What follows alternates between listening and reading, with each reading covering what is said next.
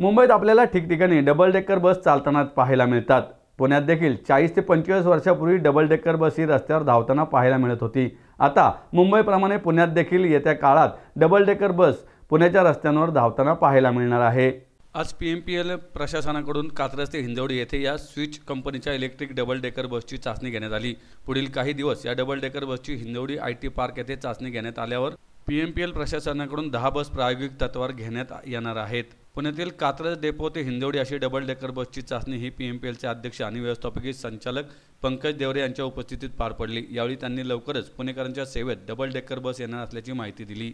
यावेळी PMPLचे अध्यक्ष आणि व्यवस्थापकीय संचालक पंकज देवरे म्हणाले की आजपासून स्विच कंपनीच्या इलेक्ट्रॉनिक डबल डेकर बसची पुढील काही दिवस चाचणी होणार आहे। या डबल डेकर बसमध्ये अत्याधुनिक अशा सुविधा आहेत। 65 प्रवासी बसून तर 20 प्रवासी हे उभे राहून प्रवास करू शकणार आहेत। तसेच या बसमध्ये AC तसेच CCTV कॅमेरा अशा अत्याधुनिक सुविधा उपलब्ध आहेत। पुढील काही दिवस IT पार्क असलेल्या हिंजवडी येथे याची चाचणी घेण्यात येणार आहे। तसेच यशस्वी चाचणीनंतर PMPL शासकीय मंडळाची बैठक घेऊन सुरुवातीला 10 बस घेण्याचं आमचं नियोजन आहे। तशी चर्चा देखील आम्ही करणार आहोत। यानंतर याचा निर्णय घेण्यात येणार असल्याची माहिती पंकज देवरे यांनी दिली। या डबल डेकरमध्ये टोटल सिटिंग कॅपॅसिटी 65 आहे आणि उभे प्रवासी 21, तर अशी एकूण 85 प्रवाशांची क्षमता आहे।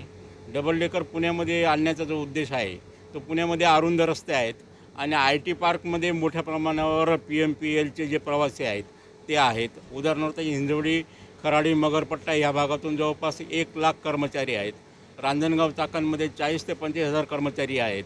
तर ह्या कर्मचाऱ्यांना ज्या IT कर्मचारी आहेत आणि जिथं आपल्याला काही अडथळा येणार नाही तिथं आपण एकाच वेळेस जर 50च्या ऐवजी 85 ते 100 प्रवासी नेणार असू तर सगळ्यांनाच त्या प्रवाशांना सुलभ होईल।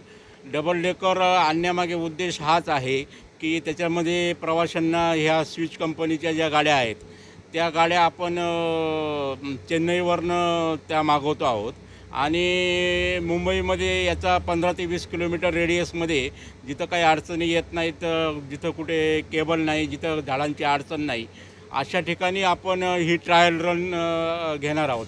आपण 4 मार्ग त्याच्यामध्ये सर्वे केलेत आत्तापर्यंत PMPLने। त्या 4 मार्गावर ही ट्रायल रन घेण्यात येईल।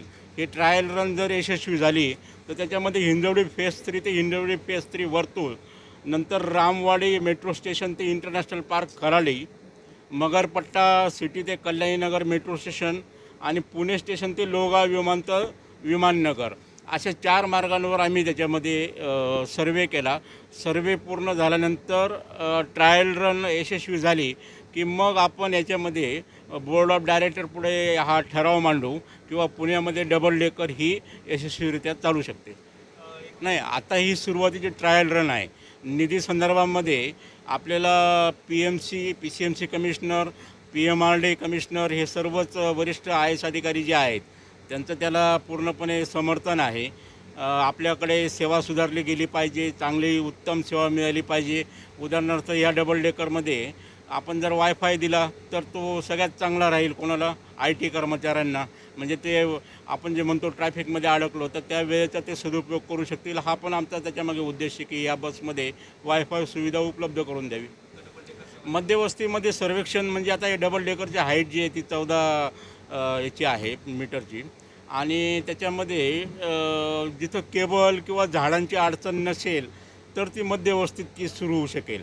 आता हे आपण प्रामुख्याने जिथं MIDC आहे, रांजणगाव, चाकण, हिंजवडी, पिंपरी चिंचवड, चिखली किंवा तो जो भाग आहे आणि जिथं आपल्याला रस्ते अवेलेबल आहेत, प्रवाशांना चांगली सुविधा हवी आहे, ह्या बसेस AC बसेस आहेत आणि आम्ही स्वतः आमचं 5 जणांचं पथक जाऊन त्याच्यामध्ये पूर्ण बसेसची मजबूती, बसेसची सगळं त्याची टेस्ट आम्ही केली आणि त्यानंतर आता ही तर टेस्ट रनसाठी आणलेली आहे। पुणेकरांना आता ही टेस्ट रन झाल्यानंतर यशस्वी झाली तर आम्ही त्या बसेस नक्कीच PMPLच्या ताफ्यामध्ये समाविष्ट करू। याची एका चार्जिंगमध्ये ऑन ॲन ॲव्हरेज ही 150 किलोमीटर चालते ही बस। टेस्ट रनचा हा कालावधी जो राहील साधारणपणे आमचा तो 8 ते 15 दिवसाचा राहील। त्याच्यानंतर मग बोर्ड ऑफ डायरेक्टर पुढे हा विषय जाईल आणि मग त्याच्यामध्ये ग्रॉस कॉन्ट्रॅक्ट सिस्टीमवर चालवायचं का स्वतः PMPLनं विकत घ्यायचं याचा निर्णय घेण्यात येईल। तसं जास्तीत जास्त प्रयत्न करू आपण. एका बसची किंमत किती आहे? एका बसची किंमत त्याची 2 करोड आहे सर. 2 कोटीच्या आसपास आहे. किती बस असणार आहे तुम्हाला? सुरुवातीला आपण 10 बस चालू, नंतर त्या उत्पन्नाच्या अनुषंगाने 20 करू, 30 करू. तसं आणि तिकीट दर काय आहे? म्हणजे अंदाजे काय आहे? तिकीट दर जो आपला असेल तोच असेल AC बसचा. म्हणजे हो, सर्वांना परवडेल असं असेल. म्हणजे आपला वेगळा तिकीट दर नसणार आहे याच्यामध्ये.